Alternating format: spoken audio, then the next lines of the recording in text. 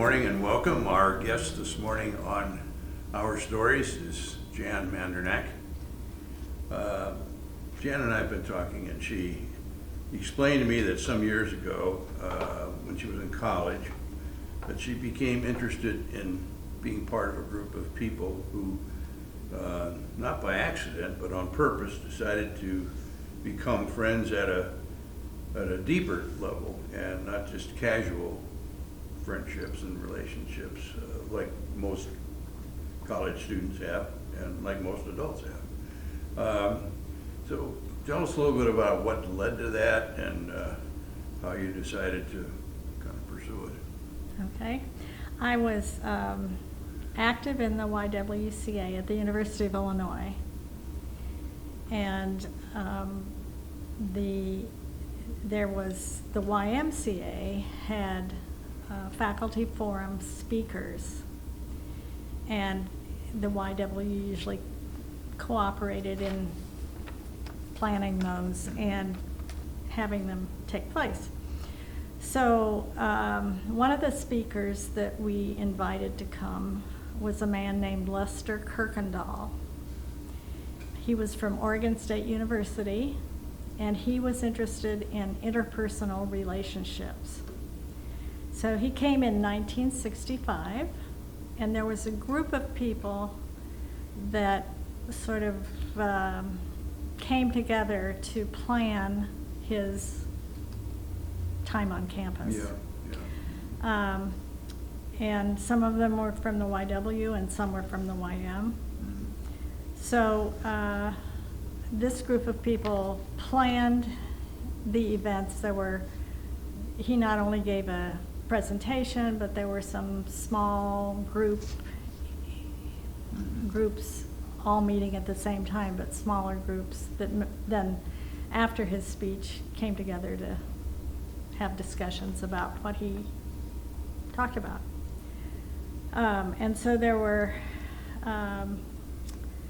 several people that came from that. One was a faculty member whose name was Dan, and there was a woman, Margaret, from the YW, and there was a pastor, Jim, from McKinley Foundation, who also was part of that group, and he had taught a course, Marriage in the Family, so he was very interested in the topic that Dr. Kirkendall was talking about.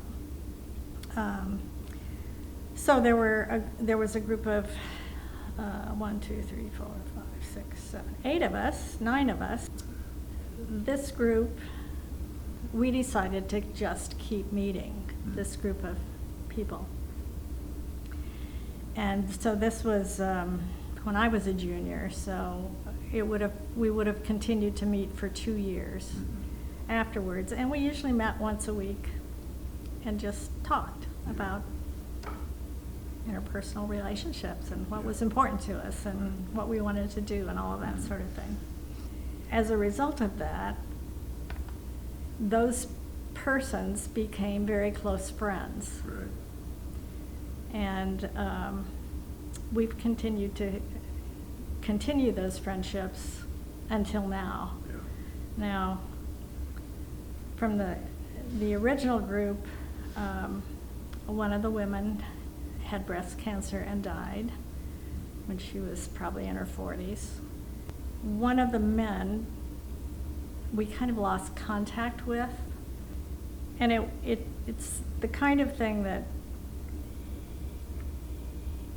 anytime there is something that you need, that's the group that you go to. Yeah.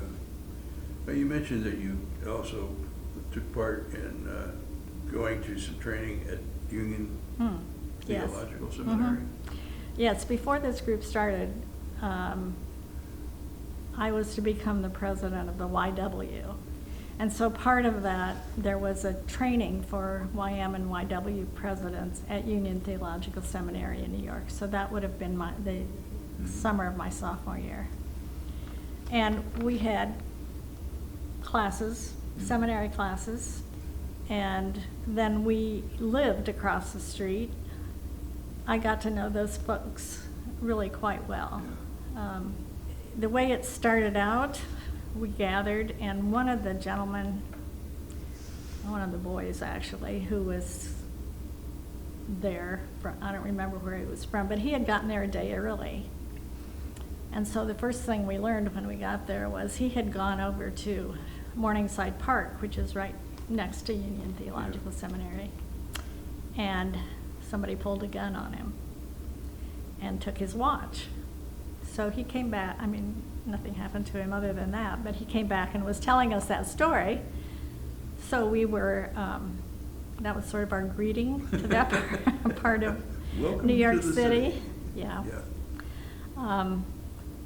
And we lived across the street from Union, so we were quite close. Yeah. One of the things that we did during that 6 weeks was had dinner with Father Divine, which was a huge dinner.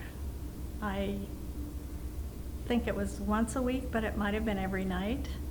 He was a black preacher in Harlem and provided a meal for anybody who wanted to come. And so our whole group went and listened. But it was real interesting because we sat across from people who were from the neighborhood. Yeah. And so we had good conversations about what was going on in Harlem, and we weren't that far from Harlem where we were, so.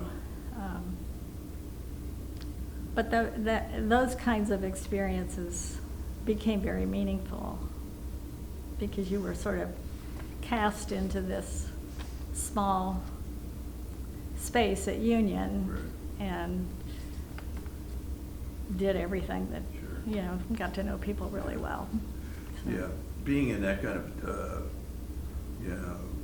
fairly restrictive geographic area and with a limited number of people probably really kind of, whet your appetite a little bit Mm-hmm. for, I wanted to repeat that kind of an experience Yeah. because it was I didn't see any of those people again except maybe one or two a couple of years later. But Yeah. most of them, you were there and you were there for the 6 weeks and you went your way. And Right. but that sort of provided a model Mhm. for me anyway, so that when we had this group at the University of Illinois, Yeah. that was something that I wanted to see if we could. So were there particular things that, from a process standpoint or whatever, that the group did to try to, make sure that the relationships were, kind of well-founded and significant and not just, hi, I'm your friend, or did that just evolve? It evolved, and partly it was from Kirkendall's presentation. So this group has continued to,